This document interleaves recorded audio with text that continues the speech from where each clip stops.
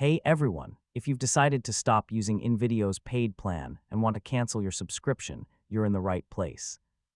In this video, I'll show you how to cancel an InVideo subscription step by step in 2026. First, visit the InVideo website and sign in to the account associated with your active subscription. Make sure you're using the same email address that was used when purchasing the plan. Once you're logged in, click on your profile icon and open the Account Settings section.